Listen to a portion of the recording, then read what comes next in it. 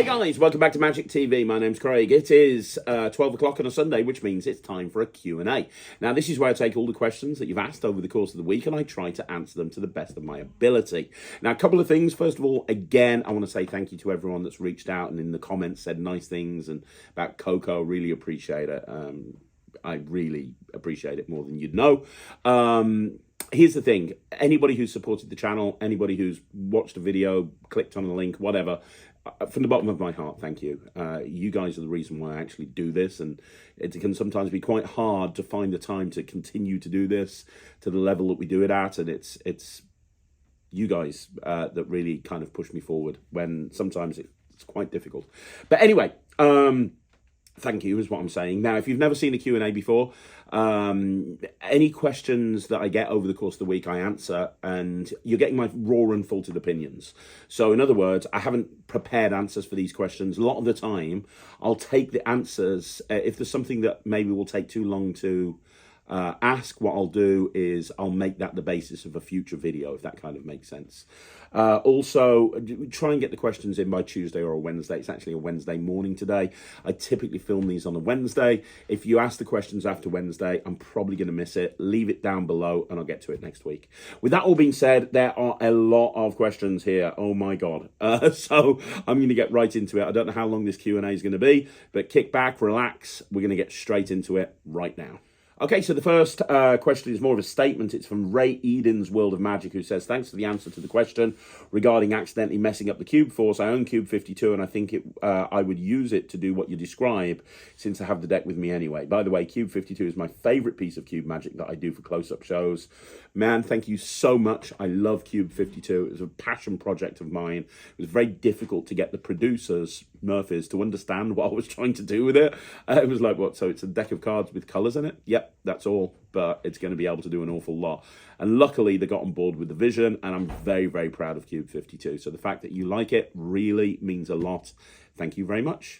Okay, so the next question is from Jasmine 1 million, who says, hi Craig, here's a follow-up on the Gatekeeper handling question. You talked about using the same handling you did with the Shuttle Pass, where the change happens in the spectator's hand. I was looking for a Shuttle Pass part, couldn't find it. That's the part I was asking about. Thanks for the help. Okay, I haven't got any keys on me at the moment, but I do have some mental logs from TCC, because I'm in the middle of putting together a TCC review show special. And these are kind of key-like, so we'll use these. What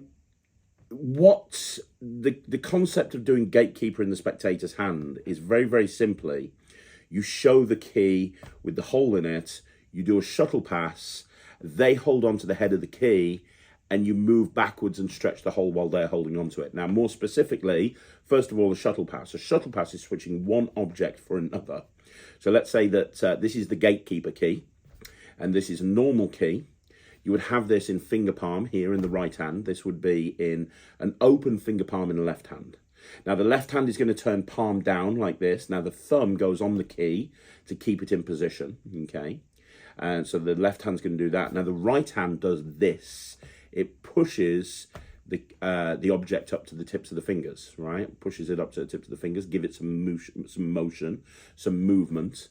And you combine that at the right speed, and it looks like you put this object into this hand. A couple of things that you need to bear in mind. First of all, timing is important.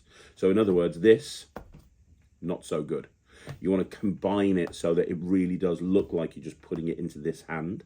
The other thing is, when you have this here, you give this some motion, and this hand just rests naturally on the table or down by your side.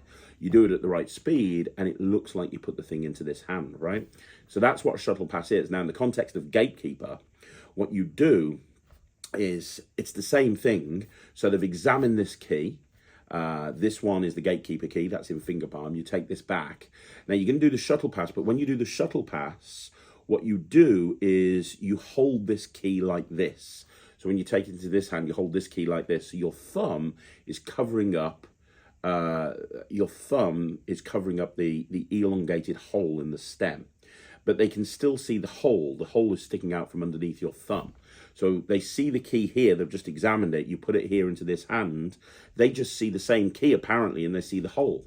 So you then tell them to hold on to the head of the key, which they do. So they're holding on to the head of the key. And now you can just, because they're holding here, you just pull back like this in a bit of a shaking motion, and it looks like it kind of, the hole stretches out down the length of the key in their other hand. So in full speed, you do this, they hold here, and you do this, and the hole straightens down the length of the key. That's basically what you're doing there, right? So that's hopefully kind of makes some sense. That's what's going on there. That's the that's how to use a shuttle pass with Gatekeeper. So you just want to practice it. You want to practice the shuttle pass, but as I say, the only difference with doing it with Gatekeeper is your thumb is covering up the fact that the hole has changed. So they see here, they grip here, and then it's left in their hand, which means that you can then come back in and change it back later. So there you go. Hopefully that helps. Okay, so the next question is from TR Magic 06, who says, "Hi Craig, hope you're well." Very well, thank you. Long-time viewer, first-time question ever. Well, welcome to the Q&A. First of all, I just want to say a huge thank you to you for kickstarting my journey into a hobby that has provided me and those I perform for a lot of joy. That means the world to me, man. For much of my time in Magic, I've strictly performed for friends and acquaintances during school. Once I hosted a show for 50 people in our common room. That's amazing. But since I'm finished with school, I've decided to make the move to social media magic so I can continue to perform this wonderful passion we all share. I've never done any of this before, and I was hoping you could provide some advice, whether that be the best tricks to do or the best ways to present magic on short form media. I was also interested if there were any rules in regards to crediting and whether I should credit the creator of the trick in video descriptions. Sorry for the wordiness of the question. I wasn't sure how to condense it down. Once again, wishing you well in all that you do, and thanks for doing so much for me, Toby. So first of all, Toby, you're more than welcome. Second of all, social media magic is big. You know, I used to be one of those guys that was like, oh, social media magic is ridiculous. But it's not. You know, a lot of people perform on social media, and there's a lot of tricks that come out that are designed specifically for social media. Now, the question you've got to ask yourself is, what are you wanting to get out of performing magic on social media? Are you wanting to get thousands of views and thousands of followers, or are you just looking to do it because you want to have a platform in which to perform on? Because honestly, that makes a difference as to what you do. So what I mean by that is, if you look at the successful social media magicians, and there's a lot of them, you know, there are a lot of them. Dan Rhodes, you might like him, you might not like him, but he's very successful. You look at people like James Samuel, very good friend of mine, great magician, has a really big profile on social media. There's millions of them, right? And watch their videos and you'll see that there's typically trends that they follow, especially on TikTok and YouTube Shorts. There's trends, and most social media magicians jump on those trends, and it's a way to get big views.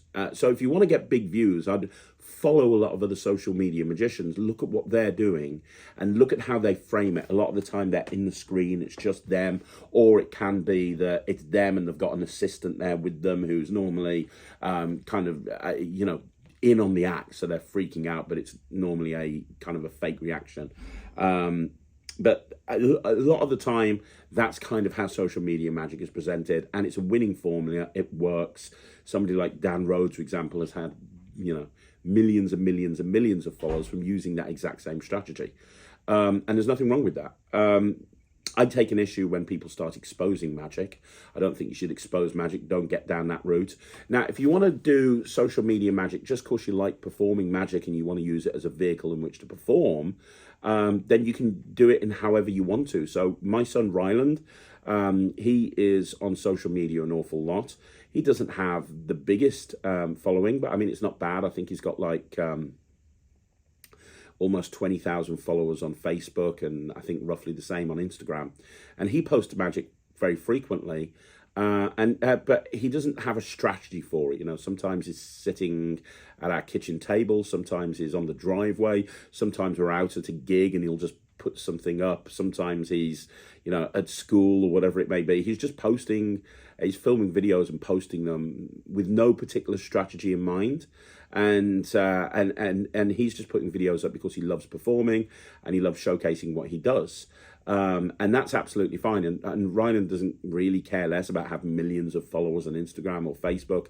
That's not something that really concerns him that much. So for him, It's not like he needs to sit down and come up with a social media strategy, and it's just a kid having fun putting up videos, right? So again, it depends on what you're wanting to get out of this. You know, I remember speaking to James Samuels many years ago. I don't know if that's changed now. But he used to say, like, you need to post 7 or 8 times a day. You need to be posting like constantly. You're constantly looking for new material. You're looking for something different. The type of magic that you do, you want to keep it short. You know, the views that work on social media is not magic TV. Like, my videos are long form content. They're really just watched by magicians. You want to grab people's attention. You want to keep them really simple and really to the point, really quick. Like, I remember somebody saying, I can't remember who, the perfect length of a video is like 15 to 30 seconds, which will mean that you have to kind of adapt the performance that you do.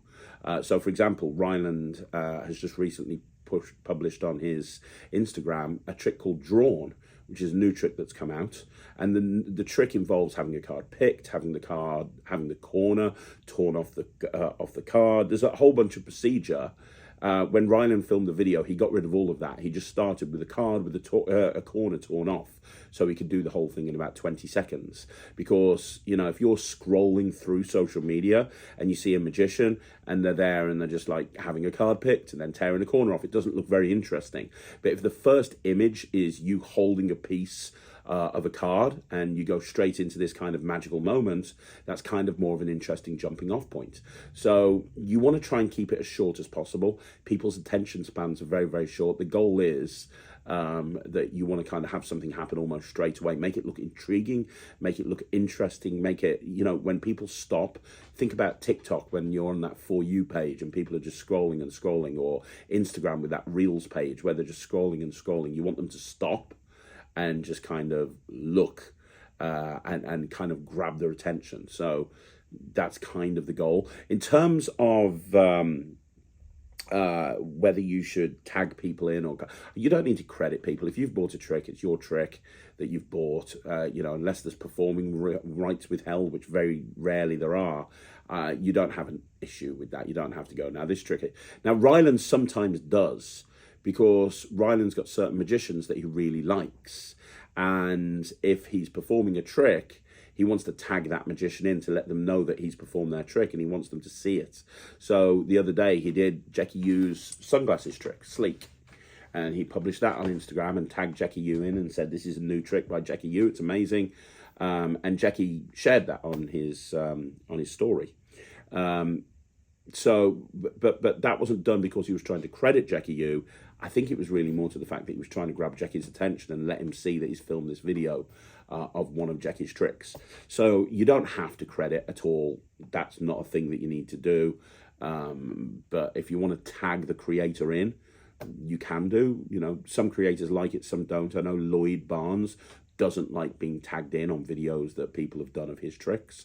I have absolutely no problem with it at all. I know Jackie actually encourages it in his tutorials. He says, hey, put a video of this on Instagram, tag me in, I'm going to share it. So it's down to the individual creator, but you don't have to do that, if that makes sense. But in terms of social media magic, the most important thing is just consistency. I do some talks on, you know, I'm a motivational speaker as well as a magician, and one of the things I talk about is marketing, and I touch on social media, and I talk about how, you know, to generate views on videos and so on and so forth, and I talk about a triple C strategy. In other words, content. You're going to make sure that you know, the content is good, that it's something that people want to see. You know, you don't want to put a crap trick out. You want to make sure it's interesting, it's visual, it's going to make people's eyes pop. So content, charisma is very important. You know, you've got to make the video interesting. If you're speaking on camera, you want to come across as somebody that's interesting to listen to. Think about music choices, try to make them current. One strategy is to look at what music choices are really popular at that time and maybe try to jump onto that trend. But charisma is really important, and consistency. You've just got to be consistent. If you post 5 times a day for 3 weeks and then don't post for 3 weeks, it's going to do more harm than good. It would have been better you posting twice a day, every single day, for 6 weeks than just missing a 3-week gap out. So charisma, consistency, content. All of that is very, very important. So that's kind of like a quick fire guide to social media. But I guess the most important thing is just have fun with it and enjoy the process of creating the magic. Okay, so the next question is Mystery Man, who says, I remember way back at the Wizard product review times, I think you guys were reviewing the Regal ring chain, and you did a fingering vanish that looked really good. I think you said it was something you created. Can you show us or talk about it? No, because I can't remember, honestly. Let me have a look at the old Wizard product review for the Regal ring chain, and let me look at the vanish I did on there, and hopefully it'll jog my memory. And maybe leave a comment in next week's video, and then I'll talk about it then. Hopefully that's okay, because honestly right now I can't even remember. Okay, so the next question is, how do you carry final loads for a chop cup for restaurant or banquet tables? And how do you carry a chop cup if it can't fit in your pocket? And that's by Mystery Man again. So first of all, great question. How do I carry the final loads? I carry them in my pockets, in my typically my right hand pocket is where I put my final loads. And I try to, if I'm using a normal chop cup, I try to double up on the final loads. What I mean by that is anybody who's got Infinity Deck will know that a lot of the time I carry an 8-ball around with me for a variety of different routines. So I'm going to have an 8-ball with me anyway. That's going to become one of the final loads that I use in my chop cup. So the key thing is think about how you can double up on props. You know, a lot of people will say, right, I'm going to have a lemon and a lime as my final loads in my chop cup. Well, that's great, but if you had like an 8-ball and a red 3 pool ball, they could be used in a bunch of other routines, but they can also be used as a final load in a chop cup. So you're doubling up on space. Now, the other thing that you can do, and I talked about this on an old 5x5, is if you haven't got that space in your pocket, many years ago I taught how to actually create a DIY pool ball holder, which would work for any large final load. And all you do is you take a sock, an old sock, and you cut the toes out of the sock, so there's a hole down that end. And it's not a very big hole. You only cut like a bit of it out. You might have to go through a couple of socks to get the right hole, but you cut the toes out, and then you cut the heel part out, so you're left with basically a tunnel, big part at the top, small part at the bottom. You then take a couple of safety pins and you pin that into your inside jacket pocket, so the bottom where the hole in the toes is just above the edge of your jacket. Now you put your pool ball in there and it will just stay in there. It's easy to just open the jacket and put the pool ball in there. It'll stay in there, it won't come out, but because of the material socks are made out of, there's a lot of give. So if you just put your hand under the jacket and squeeze, it'll pop that pool ball straight into your pocket. So if you're wanting to have 2 final loads, you could have one set up on the left hand side of your jacket, one set up on the right hand side of your jacket, and you're good. You're good. You've got 2 final loads there. In terms of the chop cup itself, you got a couple of different options. If you've got a big enough jacket, outside jacket pocket, put the chop cup in there. But a lot of the time, if I'm working like banquet, like you say, I'm normally going to be like having a minute to 90 seconds between each banquet table. So what I do is I'll speak to the DJ or the bar staff and I'll say, hey, I've got this trick here that I use, but not on every table. Can I pop it here and I'll come back to it if I need it? And then what will happen is when I've finished one table, if I look at the next table and I think, you know, I'm going to do chop cup there, I'll actually go over to the DJ's table or go over to the bar or whoever I've spoken to, grab the chop cup, and I'll walk over to the table. And as part of the introduction, I'll go, hey, my name's Craig. I'm the magician here today. I'm going to show you something with this later on. I'm just going to put it over there. So who likes magic or whatever it is that I'm using to open? And then what I'll do is when I walk away from that table, I'll put it back where I've got it from. So I'm only got it on my person when I know I'm going to use it, and it's out on display the entire time. The other option is, and this is an option I take an awful lot, use chop. So use my trick chop and borrow a cup. A lot of the time you're going to have a ceramic cup on the table if you're doing banquet. They're going to have cups for the coffee at the end of the night. You can use one of those ceramic mugs and you can do chop with a ceramic cup, and you can just borrow their cup and still do a really strong chop cup routine. So there you go. Hopefully that answers your questions. There's a few different ways that you can go there. Okay, so the next question is from David Blaine, who says, sorry to hear about your pup. Lost mine and he was 15. Terrible, isn't it? Thanks very much. Are you going to do a mental photography video or a Hows and Whys or a project? I haven't decided yet. I think it's going to be a project. I've been working on this for a couple of years, which is part of the course. You know, the Mirage project came out a couple of months ago through Alakazam. I'd spent probably 2.5 years working on that. So I know I've been talking about this mental photography project, but there's a lot of work that goes into it. I have to think about all the different routines. I have to try them out in the real world.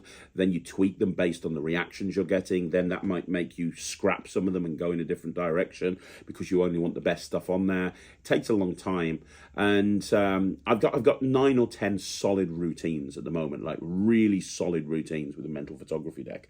Very, very different. I want to kind of get it to about 15. If I can't get it to 15, it'll probably be a Hows and Whys. If I can get it to 15, it'll probably be more of a project. So, but we're still probably a few months, if not a year away from getting to the point where I'm ready to film that. So it takes a long time to put these projects together, which is why you don't see them every week. But when they do come out, you know that I've put a lot of time and effort into getting it the best it can be. Okay, so the next question is Mystery Man again. If you're using a thumb tip, how do you keep your silks from wrinkling? And how do you unwrinkle them? I don't stop them from unwrinkling. They're going to wrinkle, but every so often I just iron them. You can iron silk. You just need to make sure that you're very careful about it. Put it inside like a towel or something and then iron the towel, and that'll get the silk nice and ironed out as well. That's the best way to deal with it. But there's no way to really stop them from wrinkling because you're shoving them into a very small space. So they are going to wrinkle, but it's just about trying to unwrinkle them before each performance, or before, you know, like once every week, maybe just quickly iron them. That's probably the best way to go with it. Okay, so the next question is from Dr. Ed Blitch, who says, with a retention vanish, which hand do you prefer to use for the retention? I'm sure it's best to be able to use both equally well, but just wanted your thoughts on it, if it makes a difference. We got a coin here. There we go. I typically put the coin into my left hand. So yeah, so I suppose I'm stealing it with the right hand. But you're getting the retention of it going into the left hand. Although these days I've been using the fingertip retention pass a lot more than the actual normal retention pass. Both great. Just depends on which way you want to go with it. But yeah, I tend typically go into my left hand. That typically is how I do it. And that's with every retention pass. So regardless of which retention pass I'm actually using, the various different techniques, it's always going into the left hand. If I ever need to do a vanish with my right hand, it's typically a French drop, which you can use with the retention pass by opening the fingers as you take it away. It kind of gives it a bit of a retention. Don't know if you've ever seen that before, but doing it like that gives it a bit of a retention. Or I'll be doing it sort of more of a finger palm vanish, or a classic palm vanish, you know, that sort of thing. I think it's important to be able to classic palm with both hands, but I don't think I would, I've never tried, I don't think I could do a retention vanish into the other hand. It's always going into the left hand. Hope that helps. Okay, so the next question is from Entertainment by Dan, who says, I just want to thank you for inspiring me to start working as a professional. Man, you're more than welcome. God, that's brilliant. But I also want to ask, is there a good balance between pure skill routining, like pre-coins across from the Netrix, and gimmicked effects? I think that, you know, I think that there's a sweet spot between gimmicked and pure skill. And what I mean by that is, look at the Mirage coin set, for example. Or Nightshade, or not so much Apparition, but Nightshade and the Mirage coin set. It's using gimmicks, absolutely, but there's still a level of sleight of hand there as well. And that typically is the case with most coin routines. And it's why coin magic is less popular than card magic, because with card magic you've got instant gratification. There's completely self-working routines where you don't even need to touch the deck and you can do the routine. Literally all you need to do is just follow the instructions, right? And so you can literally teach somebody who's never done magic before a card trick and they can go out and do it straight away. You get instant gratification. Now you don't get that with coin magic, because most of the time, not all of the time, but most of the time with coin magic, there is a certain level of skill. You have to hold the coin secretly in your hand. You're probably going to have to do a vanish. Again, look at Mirage. They're gimmicked coins, but when you do that moment where you open up the Mirage flipper, you have to classic palm or finger palm a coin, and you have to kind of do a little bit of a switch. It's not difficult, but it is there. Even tricks that people consider self-working, like the old cigarette through coin, you have to switch the coin in, you have to switch the coin out. So it's not easy. You know, coin magic's not easy. It's why so many people don't do it, and they kind of move away from it. It's why I think that people who do coin magic to a certain level have a big advantage over close-up magicians that don't do coin magic. But I think look, my attitude is, ultimately, to put a bow on this whole thing, I owe it to my audience to do the best possible magic that I can do. Now, I'm not a purist. The best possible magic, if it involves a gimmick, that's absolutely fine. I want to go for the best possible thing that I can do. Now, sometimes that's going to involve a gimmick, in which case I'm going to use a gimmick. Not a problem. Sometimes it's going to involve sleight of hand. Absolutely not a problem. Sometimes it's going to be self-working. Absolutely not a problem. Like, there's a routine that I do where two aces are put into the middle of the deck, face up next to each other, and then they both go to the bottom of the deck. And it's really important that you don't see that the deck is shuffled or that there's any visible manipulation of the deck at all.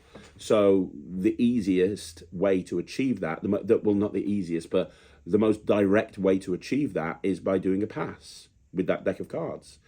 So I'm going to do the pass because that's the best approach in that scenario. Now, the pass might not be the best way to control a card, depending on the situation I'm in. A lot of the time I won't use a pass, but there's certain times when I will use a pass. It just depends on the routine. So I think that I don't want to limit myself by just saying I'm a purist. I only do routines that require pure skill. I would never use a gimmick, but I also don't want to be that guy that says I only use gimmicks and I'm never going to do anything else other than use gimmicks. I think that you work out the best approach based on the scenario. Again, Superimposed, which came out recently through Penguin Magic, which is a routine of mine. The best way to make those cards vanish in that deck was by using gimmicked cards that have been treated with Plastidip. That is the best way to make the cards vanish, because you put them in the deck, they push them in themselves, and you spread the deck out and you show the cards have gone. Are there other ways of doing it? Yes, you could do a multiple shift and a bottom palm. But in that scenario, the best way to do it is to use a gimmick. So there you go. That's my thought process on that. Hope it helps. But thanks very much for asking the question. Okay, so the next question is from Archie Cox Magic. How you doing, Archie? I hope you're enjoying not having to go to school. Anyway, Archie says, I keep changing my mind on whether I'd be a magician or a mentalist. As you know, I wrote a stage show which is mostly magic with some mentalism, but sometimes I feel I would be better suited to being a mentalist, but other times a magician. Maybe being a magician that does a lot of mental magic might be a good idea. You know what? A lot of the time, unless you're billing yourself as a mentalist, and you're specifically billing yourself as a mentalist, you can do both. You know, I do both. You can absolutely do both. If you're a magician and you're doing some mind reading, it doesn't look out of place by any stretch of the imagination. I wouldn't worry too much about categorizing yourself at this point. I'd just worry about going out there and just performing, and you'll figure out your character over time. The more shows you do, the more you perform, the more you'll kind of figure out the type of person that you want to be. It might be that you want to be the next Darren Brown, in which case that's perfect. It might be that you want to be the next Tommy Cooper, and that's cool as well. But the way to find out, the way to get that is by going out and performing as much as possible. Really is all I can say about that. And that'll change over time. So, for example, I'll use Ryland as an example because he's another young magician. When he went on Britain's Got Talent, he didn't do any magic to music at all. And he found it very awkward learning the audition routine that he did with the cube wall, because he had to listen to the music and tap people on the shoulder. And he found it very, very difficult to actually move around the stage and look anything else other than a little kid doing magic. And it took a long time to actually get him to a level where he was ready to do that. Now, fast forward a couple of years, and he's preparing for a big TV thing that he's doing at the moment, actually. And it's a routine that's done completely silently to music. And he turned around to me during rehearsals the other day, and he said, I feel like finally I'm actually getting a chance to go on a TV show and do the type of magic that I want to do. Because over the last 2 or 3 years, that's kind of what he's gravitated to. The type of magic he enjoys doing is magic to music, but he's only been able to figure that out by going out and performing an awful lot. The more you perform, the more you'll figure this out. But the most important thing is stage time. Do magic, do mentalism, figure it out. And you know, as long as it's entertaining, as long as it's fun, I'm sure your audiences will love it. Okay, so the next question is from Mystery Man, who says, what some of your favorite tricks using Yigal Masika's loops? My 3 favorite tricks using loops. The first is the floating ring, which was one of the first things that people did with loops, where you borrow a spectator's ring and you float it in between your hands and then make it come back and give it to them. I think that's brilliant. The second routine is Ring Slide by Justin Miller, which is absolutely brilliant. You take a Sharpie, you put a ring on the Sharpie, and you have the spectator hold their hand here, and you just focus and you concentrate, and the ring just moves across the Sharpie and drops into their hand. It's brilliant. It's an absolutely brilliant routine. Genius. Genius. Genius.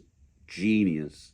Justin Miller thinking. I just remember watching that routine and just being blown away by it. I just think it's great. Also, I love the PK Touches routine that's taught on the Masika Legends video, where you're doing PK Touches. I think it's Colin Cloud that performs it on there. You're doing a PK Touch routine close up using loops. That's great. I also love the glasses thing. One of my favorite things to do is borrow some glasses and just make them flip over on the table without touching them. That freaks people out. Like really, really, really, really freaks people out. That's a great thing to do with them as well. So I'd say any of those would work, but I think my favorite thing is Justin's routine. If you haven't seen it, it's called Ring Slide. It's absolutely brilliant. Okay, so we got another question from Archie Cox, who says, "Hi Craig, hope you're well. Do you have a preference over performing magic at gigs or creating routines? Thanks as always." You know what? Somebody else asked me this question a little while ago, not on the Q&A, live in person. And I remember really seriously thinking about this for a long time, because it's a great question. It really is. And the answer is both. And I know that sounds ridiculous, but I'm a performer at heart. I really am. Like, I stepped away from this industry. I carried on creating, but I created just for myself. And I was away from this industry for years, just being a performer. I love performing. And the day that I stop performing, is the day that I give this all up, because the day I get myself into a headspace where I'm not looking forward to doing a gig is the day that I stop doing it, because I love performing magic. Now, having said that, I also love creating magic. One of my favorite things is to go down to my man cave. I've got a kind of big building at the bottom of my garden, and I'm surrounded by books and props, and I'll just sit at the table and I'll just surround myself with some props, and I'll just try and come up with something just for the fun of it. A lot of the stuff I've created you're never going to see. It's never going to go on the Netrix. I'm never going to talk about it. It's never going to be a physical product. I create it just for me. That's kind of my happy place. I love sitting there. You know, I had an argument with Sarah a couple of weeks ago. We had one of those barn buster arguments that married couples have sometimes. And me and Sarah are very different with each other when we argue. I like to get the argument sorted straight away, and she likes to, like, literally sit on it and stew on it for days, which so I know that the best thing to do when we have an argument is for me to remove myself from the situation. And I was furious, she was furious. I went down my man cave and I sat in there and I just surrounded myself by a load of props. I ended up creating like 5 or 6 routines. I was up until like 3 o'clock in the morning. It calmed me down. It made me forget about the arguments. Everything was fine the next day. But you know, it's that process that I love. I don't think I could ever stop creating, because I love doing it. And I'm like a little giddy schoolgirl when I've come up with something that I think is really cool. But likewise, I don't think I'd ever stop performing. It's very difficult to say, what do I prefer? Do I have a preference? I think they go hand in hand. I think that one of the reasons I love creating is it gives me something new to go and perform and try out. And I love that buzz. I'd never be one of those guys that does the same tricks over and over again 15 years later and hasn't changed their act. I'm constantly changing stuff around, and I'm constantly working on new material. And I love the buzz of taking something out for the first time and wondering if it's going to work and what the reactions are going to be like. And creating magic allows me to do that on a very regular basis. So yeah, hopefully that that answers your question. It's a bit of a cop-out, I know, but I love both equally. Okay, so the next question is from Divishan Magician, who says, can you do the duck change? Badly. Badly. I much prefer doing the shapeshifter. I much prefer doing the snap change, the twirl change. Any of those I prefer to the duck change. I've seen it done, and I've seen it done beautifully. I'm just not very good at it. That's the problem. And it doesn't matter how hard I try, I end up doing it in a very substandard way. And I think you need to be aware of that sometimes, that as a magician, there's going to be certain moves that just don't fit you. Like I've spent 15, 20 years trying to learn how to do the Daryl hotshot cut. Just can't do it. Never been able to do it. Don't understand why. I love that move. I'd love to be able to do it. I know that there's loads of people that get into magic and one of the first things they learn is the hotshot cut. Me personally, I can't do it, and it's very, very frustrating to me that I can't, but I think I just need to understand that there's certain things that I'm just never going to be able to do for whatever reason. I'd love to be able to do the magic that Ryland does when he's going around on stage to music. I would look ridiculous running around on stage to music doing the stuff that he does. If I stood on stage floating a dancing cane, I'd look ridiculous.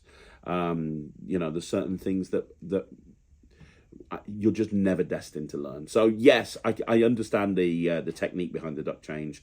I understand how to do it. I just don't do it because I'm not very good at it. Okay, so the next question is from Just Josh, who says, 2 questions for you, Craig. First question, hows and whys of the thumb tip? Is it still going to be a thing? Yes, those videos take a long time to put together, but I am working on it. Watch this space. Second question, what are your favourite routines using a devil's hank, and what resources would you recommend to get the most out of one? I don't think there's any resources on a dancing hank, to be perfectly honest with you, Josh. I mean, obviously the iconic routine with the devil's hank is the vanishing bandana. Vanishing bandana put the devil's hank on the map, right? And vanishing bandana is still just as good now as it was back in the day. You know, it's a great routine. But I think that's probably the iconic trick. Ryland uses a devil's hank in his show to make a Rubik's Cube disappear. So if you've never seen that, he does he sits on Blake Voigt's vanishing stool, and he does a blindfold cube solve. So he gets somebody in the audience to mix up a cube. He then brings it back, he puts a blindfold on, and to music, he solves the cube blindfolded. And as the music continues, he says over the music, he shows the cube and he says, I'll tell you how it works. It was an illusion. There was never a cube. And as he says that, he puts the cube on top of the stool he was sitting on. He gets a devil's hank, he folds it up, he puts the cube in, and he says, look, there was no cube. Boom, makes the cube vanish, puts the hank into his case, and he says, in fact, there was no stool. And he does the vanishing stool, and he makes the stool vanish. Which is a really cool moment because it's like an extra punctuated moment at the end of a blindfold cube solve. So I've seen Ryland use a devil's hank for years to do a vanishing cube. I've got a lot of work with it. I've got a lot of work with the devil's hank for a particular coin gimmick, which I'm not going to talk about because it's a coin gimmick that no one has seen before, and at some point in 2025 it's going to come out as a product, and it will include a devil's hank, but a custom-made devil's hank that's designed to work with this coin gimmick. I'm very, very sorry about being cryptic. I'm not going to say any more for now, but yeah, I've got work on the devil's hank to do with coin magic, and you guys will be seeing that coming out next year. Okay, so the next question is from Magic Elliot. How you doing, buddy? I hope you're well, by the way. Do you do any tricks with a borrowed calculator, phone calculator? I love trying to rework old math tricks based on the fact that we now carry a calculator around with us. Yes, I do. In actual fact, I've got a video coming up relatively soon. It's going to come out on a Thursday or a Friday, and it's tricks with a borrowed calculator that you've never seen before. And there's like 5 or 6 routines on there that is very unlikely that you've seen before. So I'm not going to say anything now. I'm going to have that video come out soon. One of my favorite things with a calculator I share on the Infinity Deck project. And me and Lloyd talk about something that you can do with a calculator that is mind-blowing, absolutely mind-blowing. And then obviously, you've got Angel Number by what's his name, Greg Rostami, which is great as well. Yeah, there's a ton of stuff, absolutely ton of stuff you can do with a calculator. So look out for that video. It's coming soon. So you might have noticed I've just gone and got myself a deck of cards and a pad because of the next question, which is Divishan Magician, who says, what's the difference between jazz aces and Hitchcock aces? I do jazz aces. Based on this, do you think it's worth learning Hitchcock aces? Because to me, it pretty much looks like exactly the same thing. So it's actually worth learning. And Hitchcock aces, for me, is my favourite ace assembly. I'm assuming that you're talking about Hitchcock aces by Darwin Ortiz, which is one of my favourite tricks of all time. Jazz aces by Peter Kane is great. I mean, they're both ace assemblies. Yeah, they're both ace assemblies, absolutely 100%. And there's a million other ace assemblies out there, and it's worth learning a whole bunch of them, 100%. But they are very, very different. It's just because you do jazz aces doesn't mean you shouldn't learn Hitchcock aces, because learning more ace assemblies is actually really good. So let me show you the two for people that are interested in the answer to this question, and you can see the difference. So Hitchcock aces looks like this. I'm going to take out the 4 aces. So we've got the ace of spades, we've got the ace of hearts, we've got the ace of diamonds, and we have the ace of clubs. And I'm going to show you an absolute miracle using these 4 aces. So the ace of diamonds, the ace of hearts. The ace of spades, by the way, is the leader ace. So that one goes right here in front of me. And then the ace of clubs. Now, these 3 toe face down. The ace of spades, because that's the leader ace, stays face up. Your job is to keep an eye on the aces over here, but also keep an eye on the ace of spades. Now, I'm also going to take 12 cards. 1, 2, 3, 4, 5, 6, 7, 8, 9, 10, 11, 12. Rest of the deck's not important. They go over there. The only important thing are the 12 cards and the 4 aces. Now, I'm going to take a card. We're going to take the 5 of spades. Doesn't really matter what it is, but we'll use the 5 of spades. And I'm going to pop it right there on top of that leader ace. Okay, so the 5 of spades goes there. And then I'm going to take 3 cards and put those 3 cards on top of that first ace. Now, watch carefully, because all I have to do is this. I just take 1 card, 2 cards, and 3 cards. That leaves us with the ace. If I push the ace through my hand and give a little flick, it turns into the 5 of spades, which is the card that was over there, which means that the first ace has jumped to join the ace of spades. Now, you might have missed it. Most people do, so I'm going to do it again, but this time you know exactly what's going to happen. I'm going to take the 5 of clubs this time, okay? So the 5 of clubs goes right there. 1, 2, 3 cards go on top of that ace. Now, you remember that the ace of hearts was here because you saw me put it there, right? Likewise, you remember that the 5 of clubs, I think it was here. But if I just do that, now I've got the 5 of clubs here, and over here I've got the next ace. That's the ace of hearts. So that leaves us with 1 final ace. Now the question is, what's the final ace? Well, if you've been paying attention, you'll know that that final ace is the ace of clubs. That is the last one to go. Watch the ace of clubs. The ace of clubs goes over here. The other 3 aces go over there. And the idea is to make that ace of clubs jump to join the other 3 aces. Now, I'll take 3 cards and put them on top of the ace of clubs. And over here, on top of these 3 aces, just for argument's sake, I'm going to put this this card here, the 7. Now watch. The rest of the cards aren't important. All I have to do is make that last one jump across. Watch. Make the last... You know what? Just for you, I'll make it even harder. I'll do it like this. And that's even harder because now what I've done is over here with the ace of clubs, I've actually made the other 3 aces jump to join that ace of clubs. So the question is, what's over here? Well, what else but the 1, 2, 3, 4 jacks? Done, right? So I love that routine for a few different reasons. One of the reasons I love it is it's a regular shuffle deck of cards in use, which is great. Second of all, you've got a real kicker at the end, a couple of kickers. The first is you've got them used to the fact that these aces are jumping together. And so it's a real surprise when the other 3 aces kick back. And then you've got the production of the 4 jacks at the end, which means that you've now got 2 4 of a kind. So you can go into something like Reset by Reset by Paul Harris or something like that. But I love the fact that this is a regular deck of cards and I can go into it anytime, anywhere. And I love the structure of it. It's kind of really focused on each card jumping to join the leader ace, right? And the kicker is great. Now, Jazz Aces is completely different. And in the past, I have gone from that routine into Jazz Aces. I've put the jacks away. I've kept the aces out. And I've said, look, you know, Monk, maybe there's too many cards to follow. We've got an entire deck here. So I'm going to do what I should never do. I'm going to strip it down to 8 cards, because you cannot do this with less than 8 cards.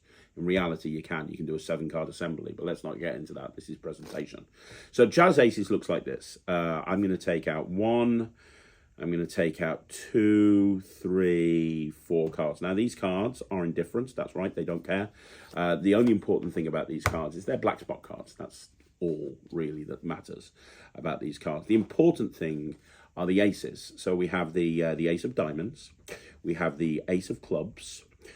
We have the,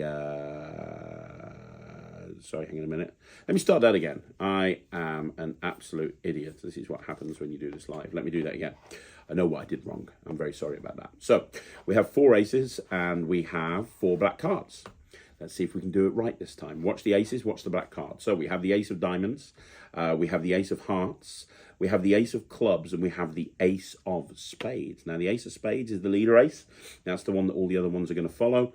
And then we have the other 3 aces. Now, remember, the important thing about this are the black spot cards. That's what's important. And I want you to watch very carefully. Keep one eye on the black spot cards. Keep one eye on the aces. Keep one eye on me. We're going to start off by taking one of those cards and putting it onto the ace of spades. Now, in between the other 3 black spot cards, I'm going to put an ace, just like that. And if you were here, you could push that into the pack yourself.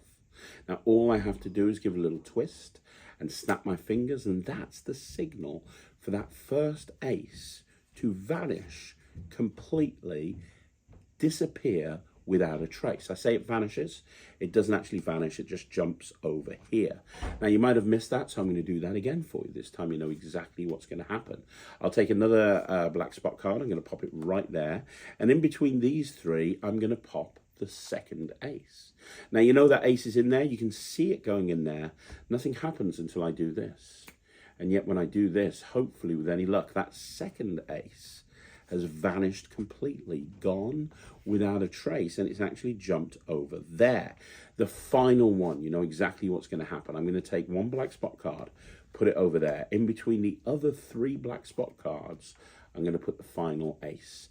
Now watch and don't blink. All I have to do is this, and as I do, the first one goes, the second one goes, the third one goes, the fourth one. There's the 4 black spot cards, and the reason is the final ace has jumped over there, and that's Jazz Aces. So it's very, very different in terms of the feel of it, because you've stripped it down to just 8 cards. And because you've stripped it down to just 8 cards, it makes it easier to follow in a way, if that kind of makes sense. But I still prefer Hitchcock Aces, not that there's anything wrong with Jazz Aces. But yeah, I mean, hopefully that answers your question. To answer your question, yes, I would learn both of them. And I would definitely learn Hitchcock Aces, because it's a fantastic ace assembly. Okay, so the next question is from Mystery Man again, who says, what's the best way to clean your coins for silver or copper? What's the best way to polish them? Just use Brasso. Use Brasso and just rub it with a cleaning cloth. Take your time over it, and that'll bring up anything. I always say to people, unless they're absolutely filthy, use Brasso, and that'll give it a really nice shine. Okay, so the next question is from Magic Human 782, who says, what should you do if someone catches you doing a top change or calls you out on a double lift in front of a group of people? Take the power out of them by saying, yeah, own it. You know, because a lot of the time, if somebody's calling you out, it's normally because they're the sort of person that's trying to work out how the trick works, and they think they've figured it out, and they want to look like they're cleverer than you. You know, so a lot of the time it's like, oh, he just turned over 2 cards. I saw he just turned over 2 cards. The way I deal with it is I would just turn around and I'd say, yeah, I did. Oh, sorry, did you think that magic was real? Sorry, I don't mean to break this to you, but Santa Claus doesn't exist. Now, that works with my style because I'm very sarcastic. That's set up from the very first second that I walk over to a group of people. But something along those lines. If you try and hide it, if you try to go, no, I didn't, and you get into an argument with the spectator, that's just never, you're never going to win. That is a lose-lose situation. But if you just go, yeah, well done, good job. I can tell right now that you are the skeptic of the group and you're very, very observant. So we're going to try and do something. I'm going to scrap what I was doing. I'm going to do something specifically for you. And literally do something for them that's completely self-working, that's not a slight, that's very, very fooling, that can't go wrong, you know, something specifically for them. And everybody else is watching, but you're kind of using it as a challenge. So it could be something like, oh, right, I turned over 2 cards. First of all, I did, but that's not the point. I now know who the person is that's a bit of a difficult person to deal with, and that's you. We have found the skeptic of the group, ladies and gentlemen. Right, okay. Challenge accepted. You and me, mano a mano. Right, let's do this. Give these cards a shuffle, first of all, and now you go into something that is completely and totally self-working. But don't try and hide it. Don't try and go, no, I didn't, because getting into an argument like that, it's not going to do the thing. That's always worked for me if in a situation like this. Once I had a guy that just kept going on and going on and going on about the same thing, and I just turned around to him and I said, look, mate, honestly, I don't think you realise I'm just the entertainer here. I'm paid to entertain people, and I'm paid to just have fun with you guys. You're kind of getting a bit agitated about this. Would you like me to leave the table? Because honestly, you're constantly going on about the same thing, and I'm trying to just show people magic, okay? I'm not pretending it's real. I'm not pretending I'm better than you at all. I'm sure you're a wonderful person. I'm just trying to get on with what I'm doing here, which is to entertain people. And if you guys don't want me here, I'll happily go somewhere else. And he was like, no. I was like, okay, good. Now we've got that straight. Let's move on, shall we? So just, you know, that's kind of how I would deal with it. But, you know, everybody's different. But honestly, that's the way I would deal with it. Okay, so the next question is from Michael Stager, who says, hi, Craig, I've been interested in starting to perform paying gigs, but I'm not sure how big the market is for my local area. Any advice on how to start out? Look, I'm not going to answer that question right now. That is a big question that's probably going to take about half an hour to answer. But, you know, I've done videos on before in the past about advice for, you know, getting gigs and so on and so forth.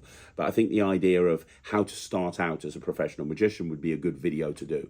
So if it's okay with you, I'm not going to answer that right now. Instead, I'm going to make a video on how to start out as a professional magician. And I'll go through the steps that you need to do right at the very beginning. Okay, I've got another question here from Michael Stager, who says, how do you keep yourself energized for your magic? I've been feeling uninspired, and I'd love to know if there's something that you believe would help a magician feel inspired again. First of all, don't beat yourself up. A lot of the time, when people start feeling uninspired, it's because they're starting to beat themselves up. And what I mean by that is maybe you've bought yourself a new trick and you haven't even opened it, and you're starting to annoy yourself. You're starting to be annoyed with yourself because you spent money on that trick that you've not actually even used and you've never even opened. Or it could be that you've bought a book and you haven't even read the book, or you haven't even learned any magic out the book. So the first thing I'd say is don't beat yourself up about stuff. You should practice because you want to practice, not because you feel you have to. A lot of people force themselves into practicing because they think it's the right thing to do. What I always say to Ryland is, hey, practice because you want to, not because you have to. He said to me the other day, he's like, you know, I know I've got to rehearse this act, but I'm not feeling it tonight. And I was like, dude, just go on VR, just go on your Switch. You know, kill some bobbikins in Zelda or something, because there's no point in you trying to rehearse if you're not in the mood for it. Because what will happen is you'll just half-arse it and you're just not going to get anywhere.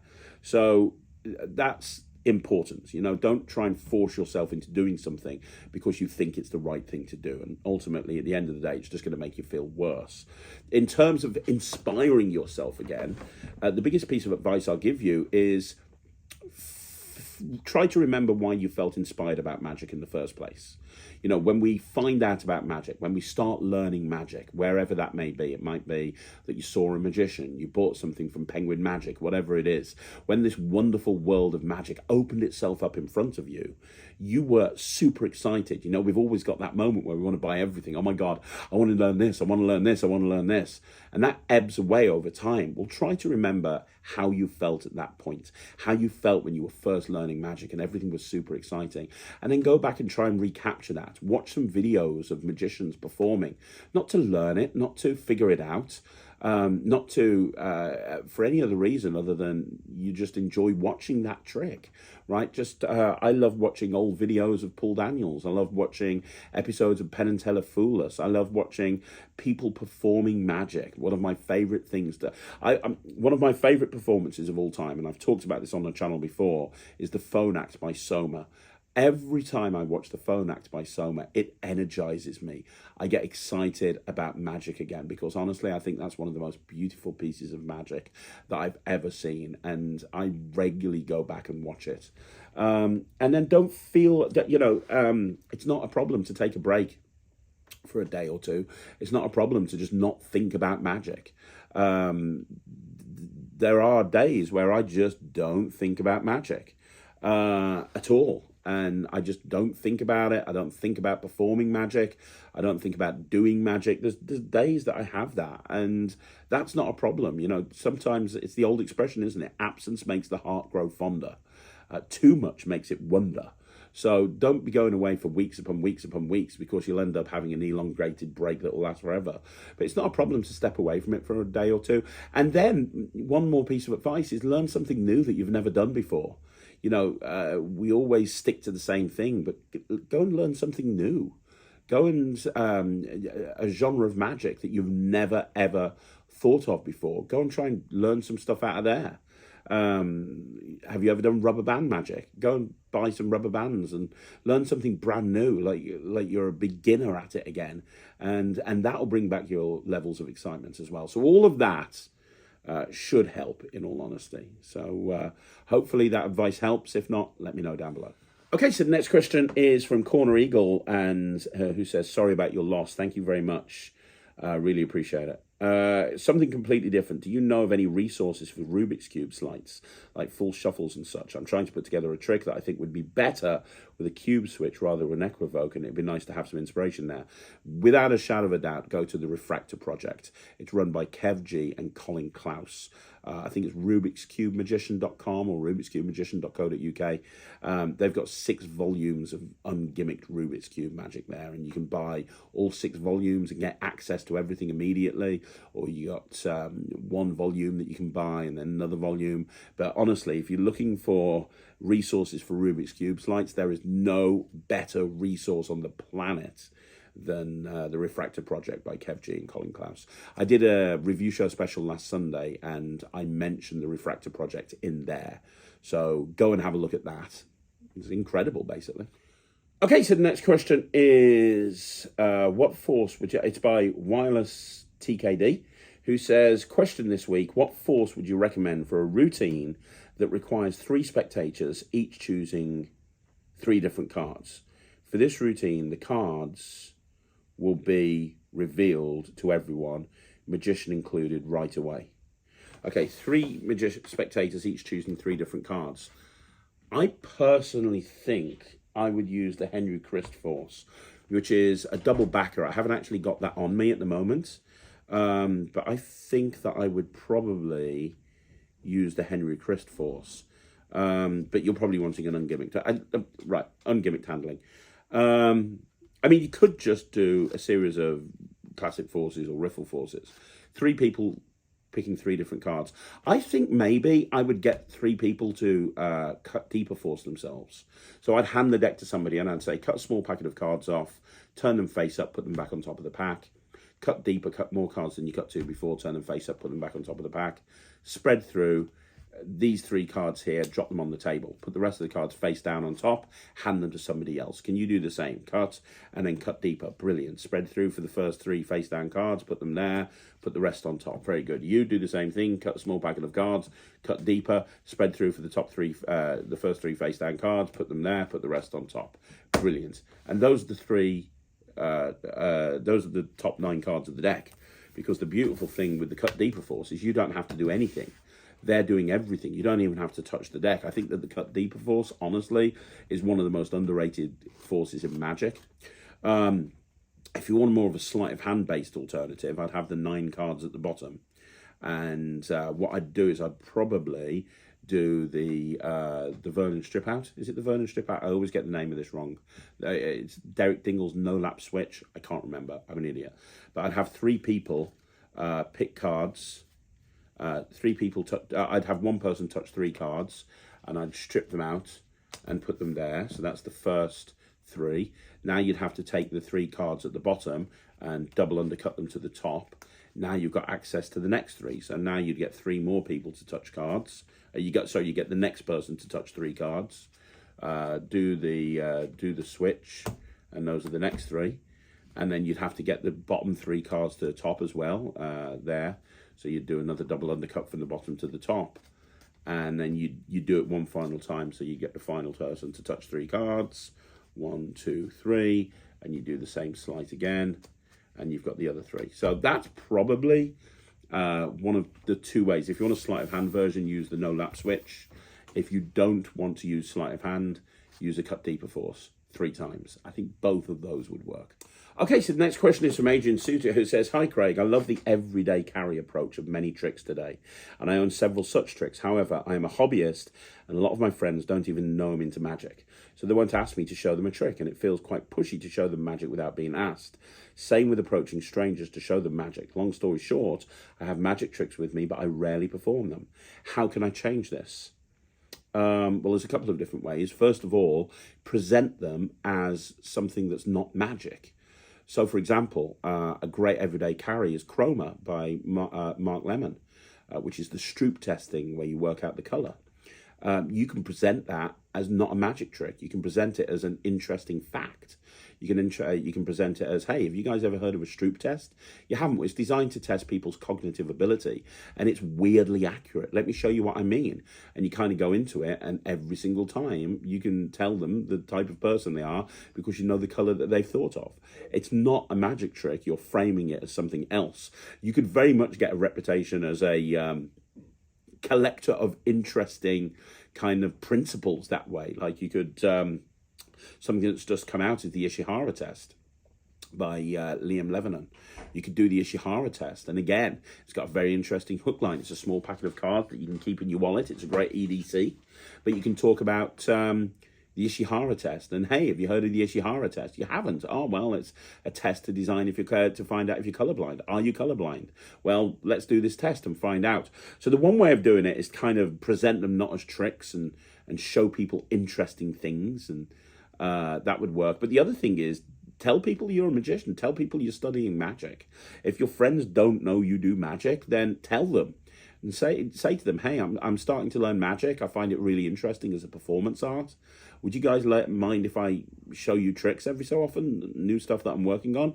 Your friends would be delighted to do that, or at least most friends would be. And if they don't, maybe they're not people you want to be friends with. But, you know, don't be afraid to tell people that you do magic. Don't be afraid to tell people that you perform magic, and then you can show them tricks, and you can use them to help you work out whether the trick is right for you or not right for you, or so on and so forth. So yeah, there's a couple of different approaches there, but don't be embarrassed about being a magician. Shout it from the rooftops.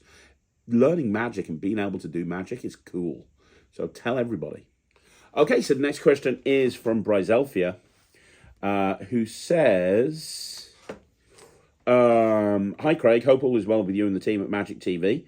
Would you be interested in doing a video with Nemid, Matt, Wayne, and maybe some other magicians on how they recover from messed up tricks and hecklers? I know everyone handles it a bit differently because their characters are all different, and it'd be great to get different points of view. Yeah, I've been thinking about doing that on a few different subjects, to be honest, kind of having a debate type thing. and getting kind of like a group Zoom call where people are debating a particular subject and then it's being filmed and being put on the internet. I think that would be a really interesting concept. So that's something that I am actually planning on doing. So yes.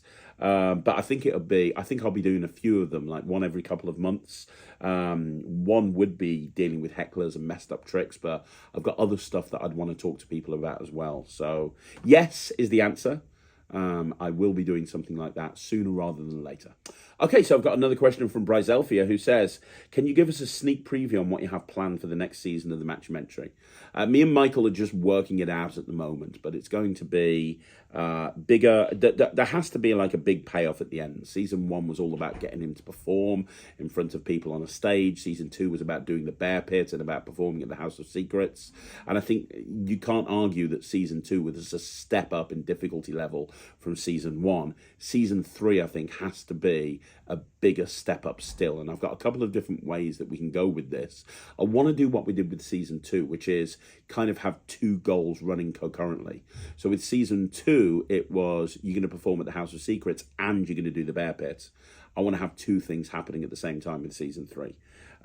So yeah, we're currently in the middle of Ryland and Killian's tour, so we're kind of gearing ourselves up for that. But as soon as that's finished, kind of probably October time, we're going to start pushing Season 3 of the Matt-umentary. So look out for it. It is coming and it's going to be bigger and better than ever before. Okay, so the next question is from Stephen Devereux, who says, hi, Craig, hope you're well. Yes, thank you very much, my friend. I did a show for 400 people and called a lot of people to help me during the show. When I finished, I had a lot of children crying because you can't call up everyone.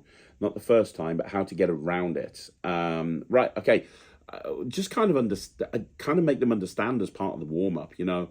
I do as part of my warm-up. I say, right, okay, I see there's a lot of kids in the audience. Out of you kids, who wants to come up and help? Okay, I'm not going to get everybody to come up and help. That's impossible. But there are going to be moments in the show where I'm going to get you to come up and help. I'm going to tell you who I'm going to pick. I'm going to pick the people that stay sat down, sitting on their bottoms. If you turn around or walk off, I'm not going to pick you. You got to be really noisy. Unless I do this, then you got to be really quiet. If you can do that, there's a chance you might come up and help me. Who thinks they can do that? Brilliant. Okay, well, hopefully, if you guys are awesome at it, some of you might get to come up to the front and help. Let's do this. Then you go into the show. And what that does, in essence, is it basically just spells out to them that not everybody is going to come up to the front and help. And that way, hopefully, they won't be as upset when that happens. Okay, so the next question is from Pax Ghost, who says, question, are there still any magic tricks out there that you don't know how they're done, but you'd like to learn? Yeah, hundreds. Half of the stuff that comes out these days, I look at it and I'm like, how is that even possible? How would that be done? I've got no clue. And yeah, I want to learn everything. That's the thing about magic. I love magic. I love collecting ideas, collecting principles. Even if I'm never going to perform it, having that knowledge inside my head is important to me because it means that I know a little bit more. And I want to know as much about magic as possible. I've dedicated my life to it.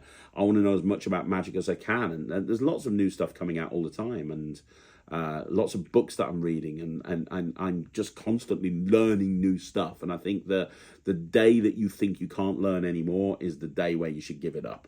Because we can always learn. We can always grow. We can always develop. And we can always get better. Okay, so the next question is from Yuri, who says, I was wondering if you had any jumbo coin routines on the Netrix or if you'd ever consider sharing one. I can do a course on jumbo coin manipulation, absolutely not a problem.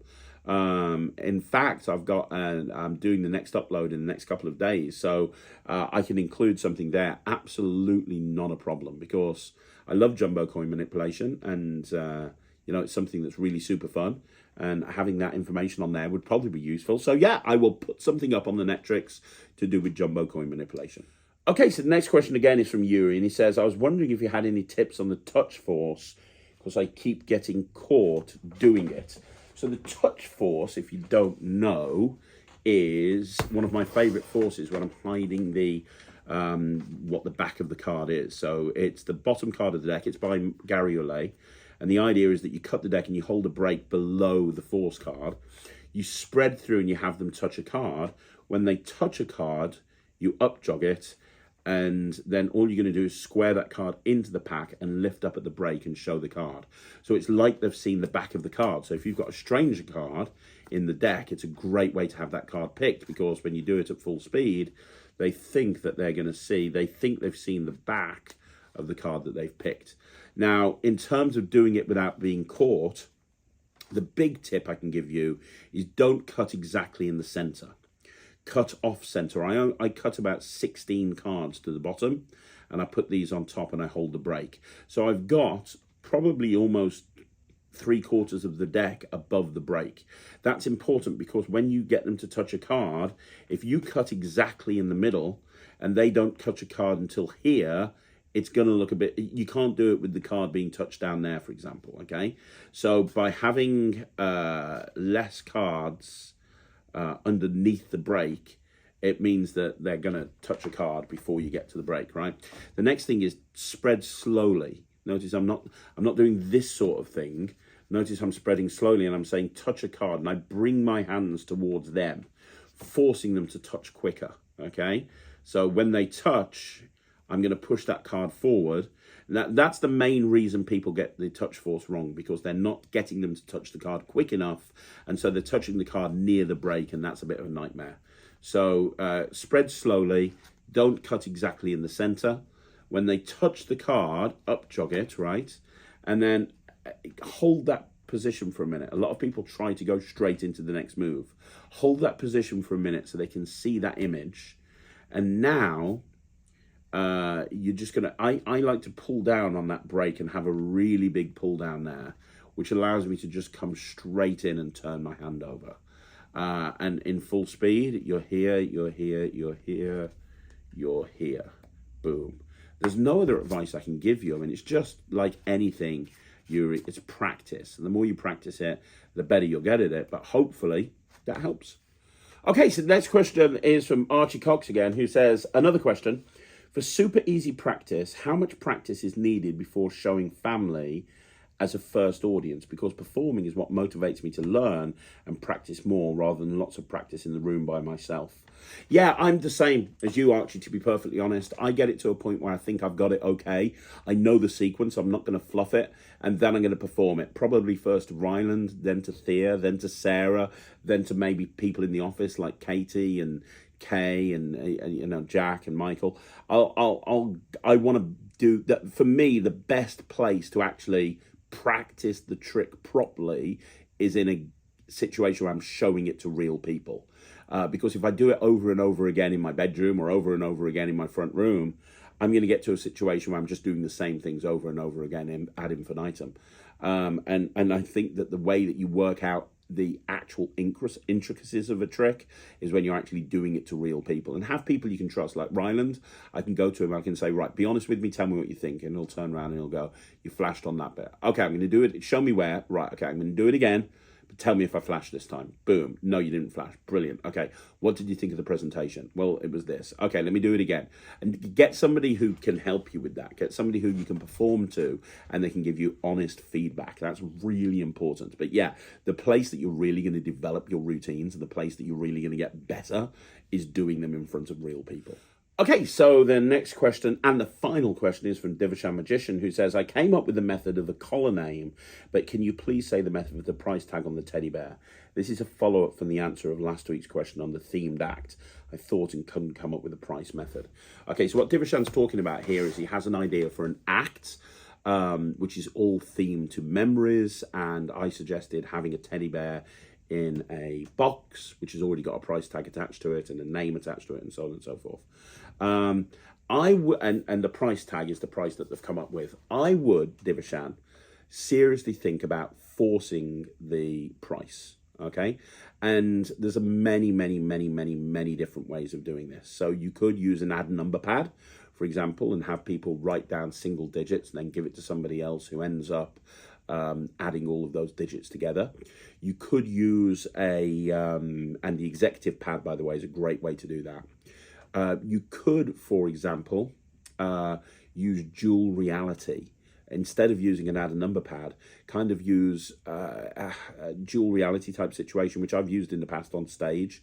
And what I mean by that is, let's say you've got out to lunch set up and you have 4 people write down 2-digit numbers on your stack of business cards, and then you get the stack back and you give the card to another person that's on stage with you to add those 2 digits, those 4 2-digit numbers together. And what you're doing is as you take the business card out at the bottom, what you've done is you've switched it because of the out to lunch principle. So there's that way of doing it. You could use toxic, and that might be a way of actually achieving it as well. You could have a number deck, which is just a deck of cards with numbers on it, and you could force the number that you want. You could force a 4-digit number or something like that, just by having the number deck and forcing the numbers that you want out of that deck. You could use, Jay and Josh used this on Britain's Got Talent, where you've got a stack of sort of tags with strings pulling down, and you pull on one of the strings, and when you do, it's forcing the particular luggage tag force. That's it, the luggage tag force. Jay and Josh use this on Britain's Got Talent this season. You could use that, but you could have different prices on each one of the luggage tags, which would achieve the same thing. That would work really well. You could have, you could have, for example, loads of different cards, and each one of them has got prices on it. You could use digital force bag, and you can have different random prices. And there's so many different ways of doing it. But I would suggest potentially using a force. Now, if you didn't want to use a force, then maybe you want to use something like glyphs and have a printer in the box so that it prints out a receipt, or what looks like a receipt. So during the course of the routine, you're getting people to list off, whatever. And when you open up the box, there's a receipt in there for the teddy bear, and you have them look at the receipt, and the price is on the receipt. And you can do that very, very easily with glyphs. So that's another way of achieving exactly the same thing. So I'd either go with a force, or I'd go with using glyphs, where you're actually making the prediction in real time. Those are the ways that I would go with doing that. So there you go, guys. That's another Q&A in the bag. Once again, thank you once again for joining me here on Magic TV. Now, don't forget, there's a bunch of stuff for you guys to check out. If you didn't see the video on Saturday, please go and check that out. It's like a recap of the Freybridge Day of Magic, along with a full unedited clip of Ryan's performance there. That's really fun. Very proud of him. You've also got on Friday, I put a video up on how to get free magic. Definitely worth check that out. I've got a review show special later on this evening on Crazy Sam's Solve, which is one thing that everybody's talking about. Ryan's my special guest on that review show special, so go check that out. And also, don't forget, join the Netrix if you haven't already done so. It's www.thenetrix.com. Now, the Netrix is my online streaming platform for magicians. There's hundreds and hundreds and hundreds of tricks on there. You get access to everything. Every 2 weeks, we put 5 new tricks up.